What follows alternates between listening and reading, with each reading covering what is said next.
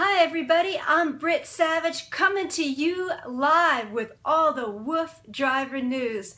So happy to be here today. I hope you're having a great day. I'm hoping to make it just a little bit better with telling you some fun news stories about dogs. So I hope you'll join me. Sign in, tell me where you're from, tell me your name, tell me your dog's name, all that kind of stuff as I get through all the best stories going around the world today. We've got a lot of really cool ones, so I hope that you enjoyed this first one, which I think you'll really like. It starts off a little scary. Well, let me just let you know, what would you do if you let your dog out to do their business and you're out letting them out in the grass, you're watching them, they're walking around, all of a sudden they instantly disappear as you're watching them? I mean, what would you do? But let me get to the story. It's from Toledo, Ohio, and it's a story about this woman, Patty Godey. She was visiting her daughter, Sam, who's a graduate student at the University of Ohio, and she offered to take her daughter's little 8-week puppy, it's like a Chihuahua Terrier mix, out to go to the bathroom. So she's out, they live in an apartment, the daughter lives in an apartment, they're outside watching and looking, little dog goes, all of a sudden just snaps, like from outer space. The dog just goes missing. Well, she didn't know what to do. She's just like ran to the place where the dog was and just looked around and like, where could it be? I mean, the dog was just there and now the dog's not there. And what had happened was there was a sewer pipe, they're calling it, I'm not like a plumbing expert, but they're calling it something called a sewer cleanout pipe, which doesn't sound really good to me. But evidently, it was supposed to have a cap on top. It's only a couple inches, but the puppy was only 1.5 pounds. So the puppy fell down the sewer pipe, which was only, very small, went down there, and this woman, Mrs. Godey, heard kind of like a shriek as the puppy hit the bottom. Then she didn't hear anything else, so it was definitely a scary thing. They called the cops. They called let me see who else they called. It was the Lucas County Canine Care and Control. So they called them, everybody showed up, and as they were looking down there, the little dog started making noise again. So they were happy that she might have been hurt, but she's still alive. Let me see who's here. I'm seeing people saying hello. Hello, good evening. That's from Kathleen. Kathleen, where are you here from?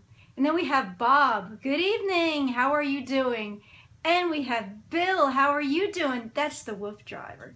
I'm getting a lot of requests to see more WooFDriver. He does pretty crazy adventures with those dogs. I mean, it's crazy enough that they're pulling him around on some kind of apparatus, but then the idea of where he's taking him, and every time it's some new adventure. And it's just great to see him and interacting with those beautiful, beautiful dogs. I just love it.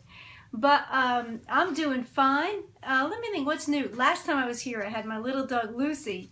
She was so funny. I was almost tempted to have her again, but she definitely likes to lick. And as I admitted last time, she likes to also eat some things that should not be eaten, that she should be leaving in the backyard. But let me go on to this news story. So what happened was they come and they try to get the dog out, but as you can imagine, you're looking down a pipe, which is so small, and then every time you're on top of it, then you block the light. So it was impossible. You could kind of hear a dog down there. It was about 12 feet deep. So what happened was, I want to give this guy's name out because they said he went above and beyond. Tom Quinn. They said he came with a big long pole, and you've seen those poles with the loop at the end. They kind of pull it and it's supposed to go around the dog's neck to control them, like usually you see a shelter or something like that. But he said it was next to impossible because as you're putting the pole down this pipe, you really can't see what you're doing. And plus you're trying to get a dog, a little tiny puppy, only 1.5 pounds. And then the other thing being, there was water down there. So you don't want to spook the dog to falling into the water, and that wouldn't be a good thing. Or if the dog did another turn, they could walk, and I guess they said those pipes went out to the street, like when you look at a gutter outside. So that sounds like it would be a good thing, but the dog would probably, you don't even know which opening they're going to go. It would have just been horrible. But after about an hour, he was able to loop the dog, bring the little pup up, which I can't imagine is good from your neck, but got the little pup up, and she was doing great. They ran to the vet. The vet checked her out, and little Lulu is just fine. I mean, a terrible experience, but said probably some bruising, you know, but it's gonna be just fine. So then the woman Sam and her mom got a cake, and they went over to the shelter, and they gave this guy Tom Quinn and all the workers there a big cake just to thank them for everything they did. Because oh, I wanted to give a quote. It's so sweet. She was quoted as saying about Tom Quinn, "He didn't give up.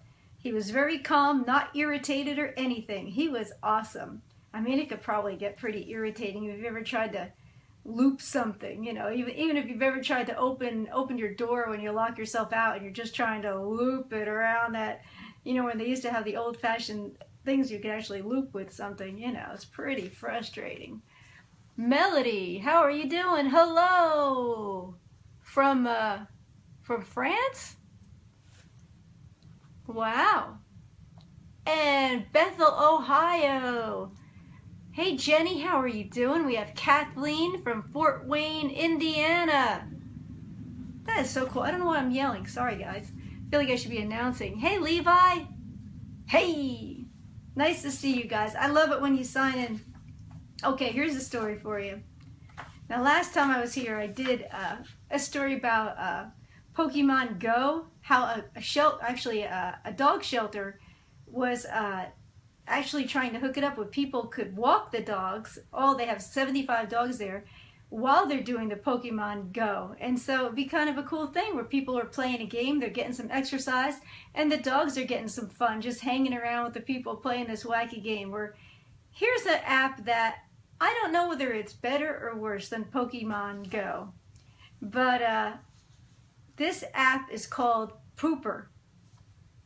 It claims it will get other people to pick up your dog's poop when you're out for a walk. Now, what do you think about this? This is how it works. Number one, poopers, or what they call the person with the dog who is doing the pooping, pays for a monthly subscription. Number two, sounds weird to say number two in this story, but once your dog does their business, you take a picture and send it to the app. Can you imagine if your neighbor is seeing you walk the dog goes, instead of, let me tell you, where I used to live in New York, if that would have happened and I would have taken a picture and taken a step, somebody would have come out of their apartment and come yell at you, that's for sure. But, so you take a picture and then you leave. I don't know what happens between the time you take a picture and then if somebody doesn't, you know, pick it up in time, that's going to be a problem. But you take a picture on the app. Then, number three, then nearby scoopers swing by to clean it up. They say it's kind of like Uber for poop. So do you get that concept? I don't know. So I'll give you a little more information from their website. Poopers can subscribe for 3 different plans, ranging from $15 to $35. I wonder if that's like Chihuahua poop or Great Dane. I wonder if they do it like that, or how often your dog goes, or who knows. The website claims that such a service is economical and good for the environment. All scoopers use recyclable, compostable bags and have a secure sign-in. So you have no headaches, no worries. Get back to playing with your dog. According to the website, the app is being beta tested in San Francisco, New York, and Los Angeles. So it's not quite available all over. And since they launched a couple days ago, there are some sort of like tech websites that are coming up and saying they don't even know if this really exists because they tried to contact the people from the app and nobody returned their, you know, contact or phone calls or emails or anything. And the other thing, they were saying that they were looking for people to be the scoopers, but then when they called up, they got something where somebody said they didn't have any more positions open. So I don't know. It sounds a little crazy. I mean, in this world, who knows? There's probably some people who would definitely do it. I mean, if it was $15 a month, but still, as I'm saying, once you take that picture and send it, there's still going to be a certain amount of time that somebody could be walking down the street just having a good time and squish right on your dog's poop.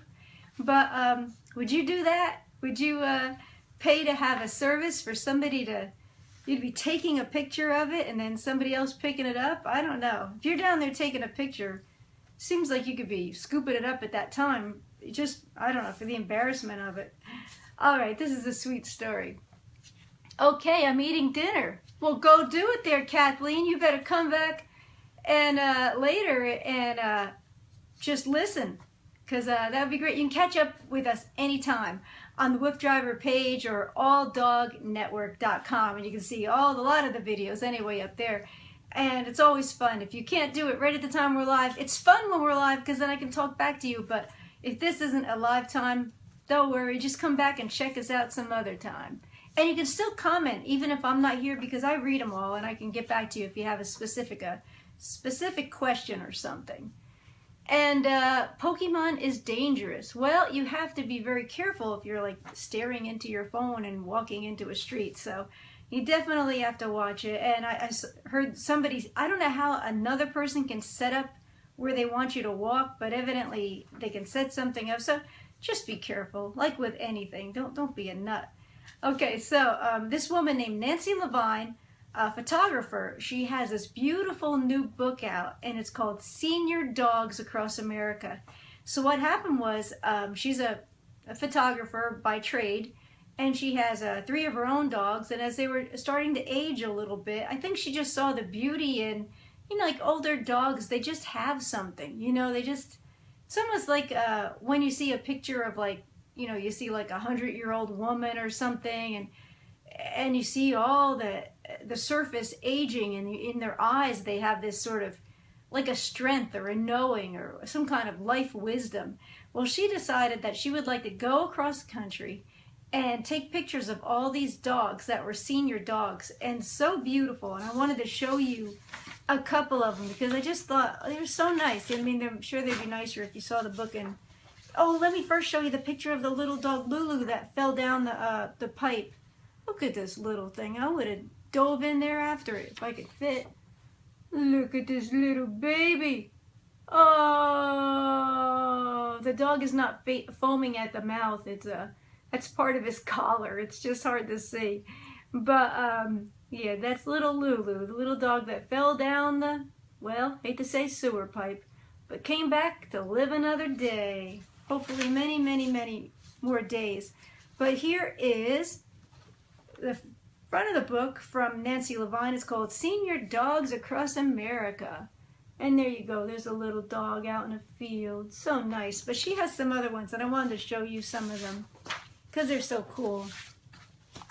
The cool thing that she did is she tried to shoot all the dogs kind of like where they live, what they do, what every day is for their dog. And there's just something so cool about them. So this little dog is named Ginger, and she is 12 and a half years old, and she's sitting on a tractor in Wyoming.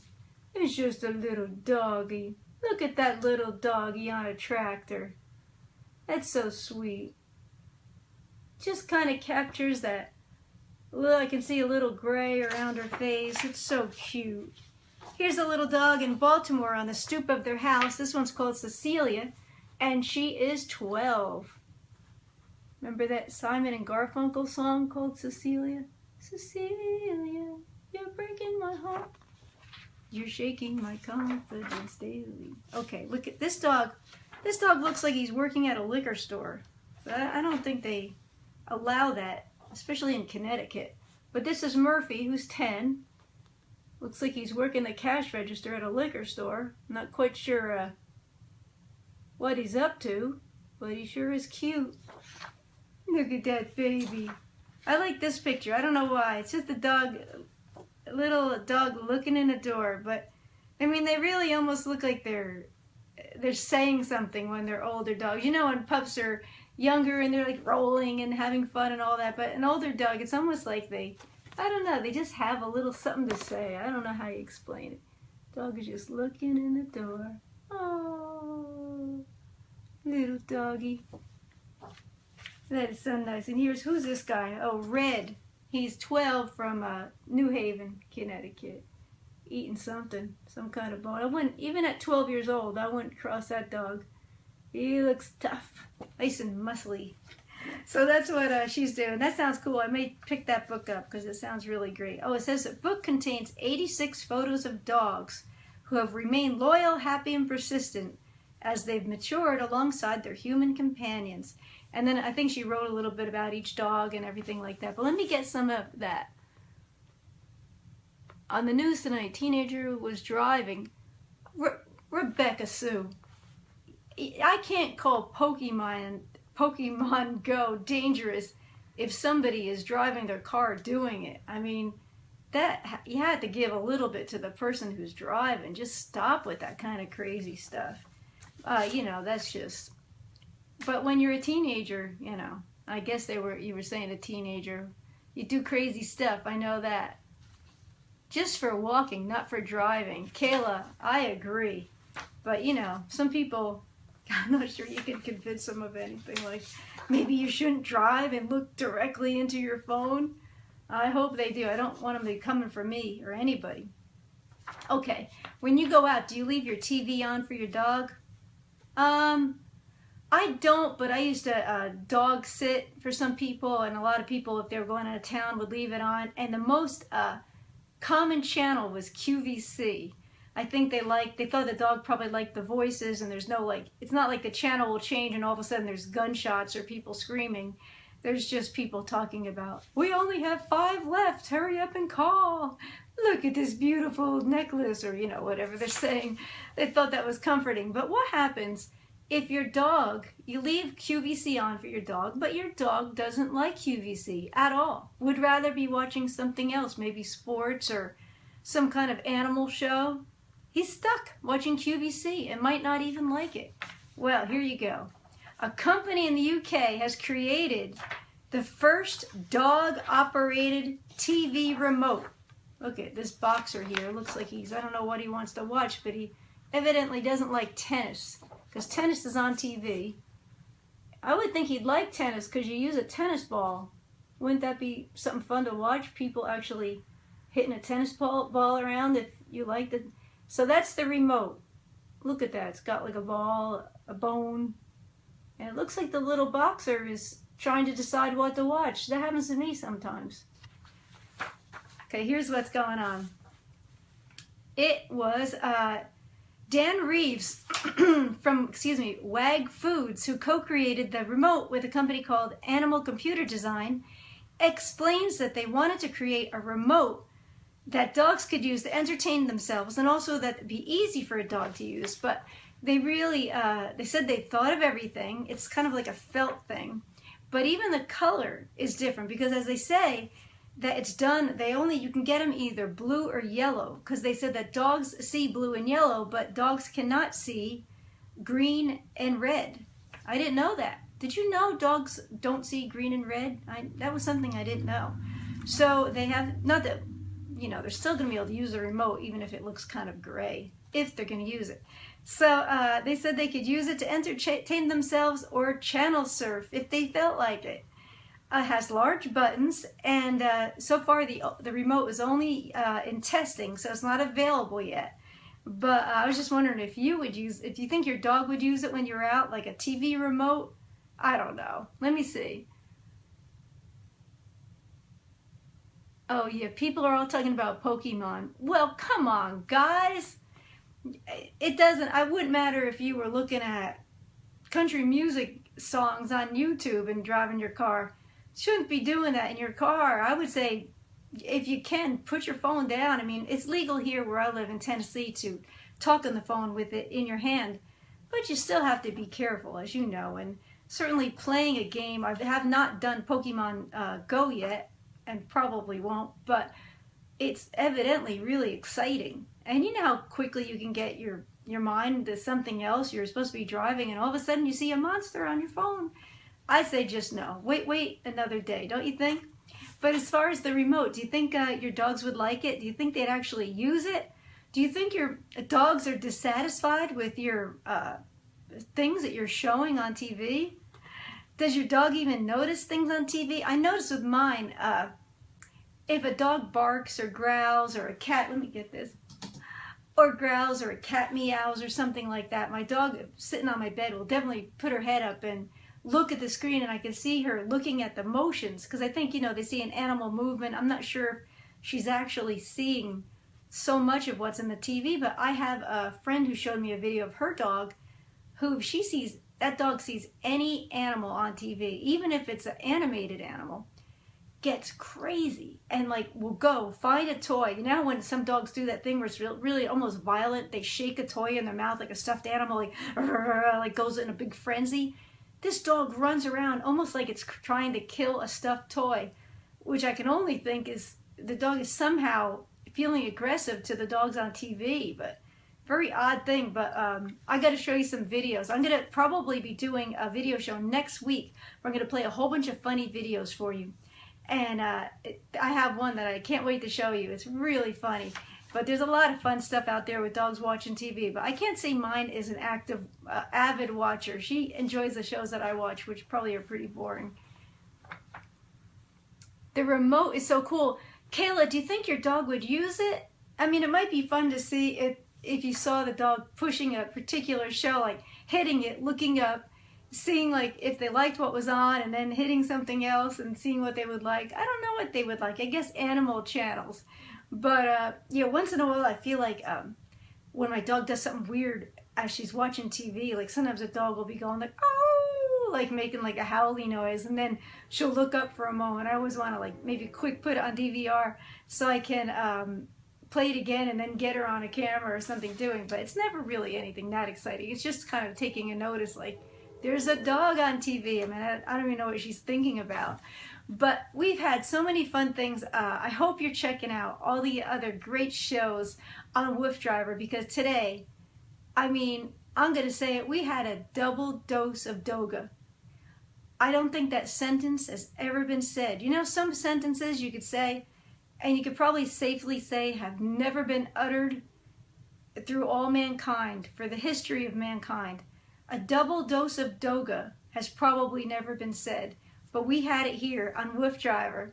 We had two Doga shows, and if you don't know what Doga is, it's yoga with a dog, and you can do it with your dog. And I've got to tell you, first we've had Susie, who's been on over a week, which is really great, and then we had Kimberly, who started today. Kimberly's going to do 1 day a week. It's going to be on Tuesdays. And then Susie's going to do the other day. So every morning, well, Monday through Friday, you'll have shows that you can do Doga, yoga with your dog, and have some fun. And I have to tell you, I watched both those shows, and I've watched Susie on other days. I'll tell a little secret. I did not do the Doga. I don't know what I was doing. I was like checking my email or whatever, and I had it on. But I found it so relaxing. There was something about, like, I was watching Kimberly today, and she was petting her dog and doing like a massage, and the both of them use like oils, like I'm gonna put like lavender oil, and I found myself becoming pretty relaxed from watching somebody do Doga with their dog, and I wasn't even doing it. Imagine if I would get off the chair and do it.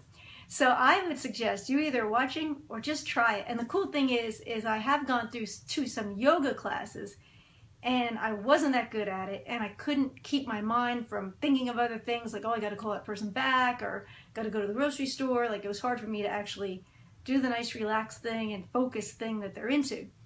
But these moves are pretty, I'm not going to say easy, but I think you could do a modified version of any of the poses that they're doing and still get a lot out of it. And I know Susie has said, like, even if you're not doing something, just sit on the floor next to your dog. Don't worry about doing the actual thing that she's doing, because both of them are so great at what they do. They're showing you what an expert would do. But what you do to it and what you can bring to it is just a completely different thing. But it still, I know, will help you, because it has helped me just watching it. It was really beautiful. And even Barbara, I was listening to her, I think it was today, she does Animal Secrets, where she is kind of like an animal communicator, and she was doing a relaxation thing, and I found that really nice. She did sort of like, relax your back, relax. I don't know what, her little voice was so soothing. It was really great. But there are a lot of great shows. We got a lot of dog trainers, and everybody's got their own thing. Bill the WooFDriver is always on, which is great. Dean Miller, the dog counselor, he's great. We have Joseph Unleash, the dog trainer within. So excellent. Everybody's got their own way of doing things. You can learn a little bit from each person. It's so cool. So make sure you do that. And I don't want to forget about Carol Grace Anderson, because she's a really great public speaker and author. And she has a brand new book out named Paw Prints of Wisdom. And it's just so cool. And she has a lot of cool life stories. She had a bunch of her family people were on a couple days ago. I saw that. And all these great stories. And it's just a genuinely sweet, sweet person. So, oh yeah, we got WooFDriver. Oh, that guy's laying it down almost every night, doing a song, doing a breed song. I mean, you could go on Wikipedia or something and find out about each breed. Or you could see WooFDriver write his own song, sing these songs, and tell you a little bit about each breed. So it's pretty fun. I mean, if they would have done that with learning, algebra would have been a breeze for me. That would have been so great if they could have put like the all these things. Like if I could have learned world history with a little song that the WooFDriver was doing every day. Oh, I would have been Ivy League school, I think. But thank you so much for watching and for all your great comments. I appreciate it so much. And oh, you know what? If you go to alldognetwork.com, I was on it before, and both Doga shows are on. They're right next to each other. So you can get a little bit of a view of each of them. Just go right on there, alldognetwork.com, and it's right up there, and you can see them. And each of them, beautiful women, and the dogs, or everybody wagging their tails. It's so cute and just beautiful. It's just really relaxing. And then you can see everybody's bios up there and find out a little bit about them, all the hosts and stuff. It's just fun. But we have a lot of fun here, and thank you for spending time with me. I hope you'll share this show, tell your friends about it, because as you know, we don't advertise. This is how we're getting it out. It's just connecting with you, and then you guys hopefully connecting with all your friends who are dog lovers and everything. And we just want to get everybody together who love dogs, and it's just really fun for me doing the Woof News. So thank you so very much, and have a great day. See you soon. I'll be back on Saturday night.